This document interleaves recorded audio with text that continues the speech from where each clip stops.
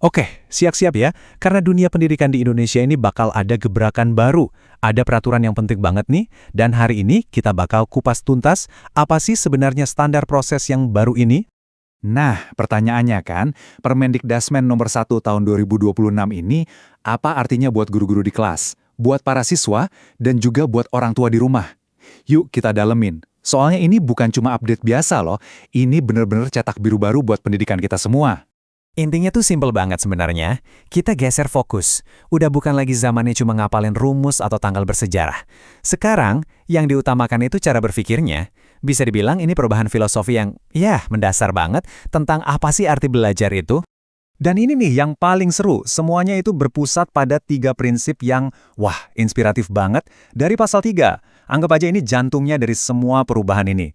Berkesadaran, bermakna, dan menggembirakan. Kedengarannya keren kan? Apa sih artinya? Tenang, kita bakal bahas sebentar lagi.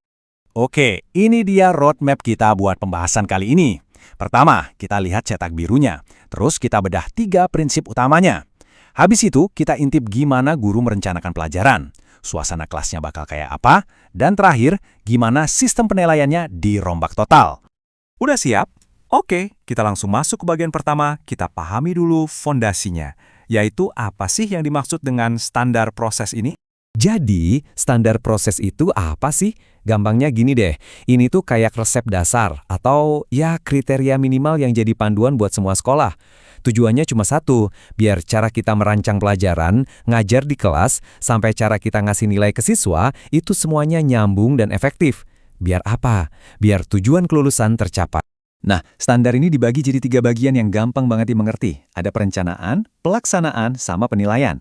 Jadi pertama perencanaan, mau ngajarin apa? Terus pelaksanaan, gimana cara ngajarinnya? Dan terakhir penilaian, gimana kita tahu anak-anak udah pada ngerti? Logis banget kan?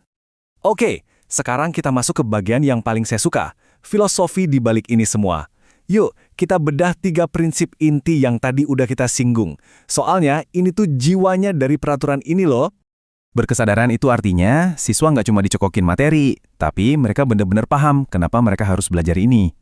Bermakna itu, contohnya, belajar fisika itu bukan cuma soal rumus di papan tulis, tapi gimana ilmunya bisa dipakai buat benerin sepeda yang rusak. Dan mengembirakan, ini jelas ya, belajar itu harusnya seru, menantang dengan cara yang positif, bukan malah bikin pusing. Intinya, pengalaman belajarnya jadi lebih kompleks. Oke, kita lanjut ke pilar pertama dari standar proses, yaitu perencanaan. Terus gimana nih para guru bakal nyiapin pelajaran dengan aturan yang baru ini? Jadi, di pasal 4 itu, dibilang sekarang setiap guru pas bikin RPP atau rencana pelajaran, wajib bisa jawab 3 pertanyaan ini. 1. Tujuan belajarnya apa? 2. Gimana caranya siswa bisa nyampe ke tujuan itu?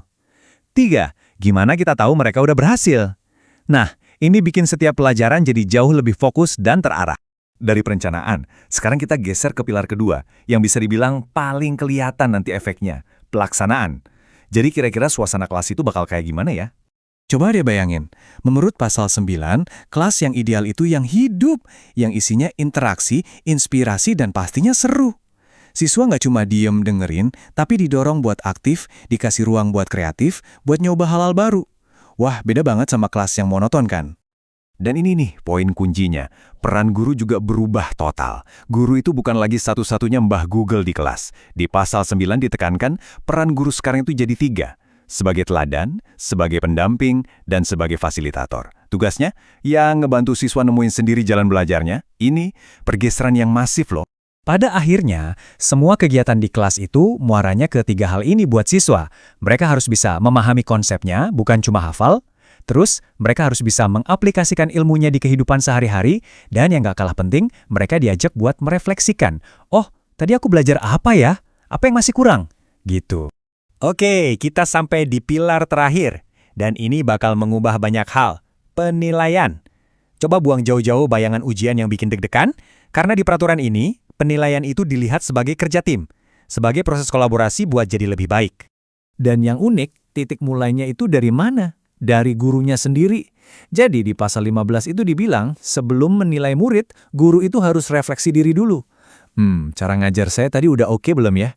Apa yang perlu saya perbaiki besok? Keren kan? Mulainya dari introspeksi. Tapi nggak berhenti di situ. Ini bukan cuma soal guru ngaca sendiri. Pasal 16 membuka pintu lebar-lebar buat kolaborasi. Penilaian itu jadi tanggung jawab bareng-bareng, melibatkan siapa aja. Ada sesama guru, ada kepala sekolah, dan ini yang paling keren, melibatkan siswanya sendiri. Jadi kayak dapat masukan dari semua arah, 360 derajat. Dan tujuannya jelas buat masing-masing pihak. Sesama guru saling kasih masukan, biar sama-sama berkembang. Kepala sekolah ngasih feedback yang membangun. Nah, pas siswa dilibatkan, ini ngajarin mereka soal tanggung jawab dan mandiri. Ujung-ujungnya satu, biar proses belajar jadi lebih baik lagi, terus-menerus. Jadi kalau kita tarik benang merahnya, peraturan ini tuh bukan sekedar tumpukan kertas berisi aturan. Ini adalah usaha buat membangun sebuah ekosistem belajar yang benar-benar hidup. Sebuah lingkungan di mana guru, siswa, kepala sekolah, semuanya jadi pemain aktif yang saling dukung. Nah, ini semua ninggalin kita dengan satu pertanyaan pamungkas yang menarik buat direnungkan. Kalau guru dan siswa, posisinya bukan lagi penilai dan yang dinilai, tapi udah jadi mitra, partner dalam proses belajar, kira-kira gimana ya dampaknya buat masa depan pendidikan Indonesia?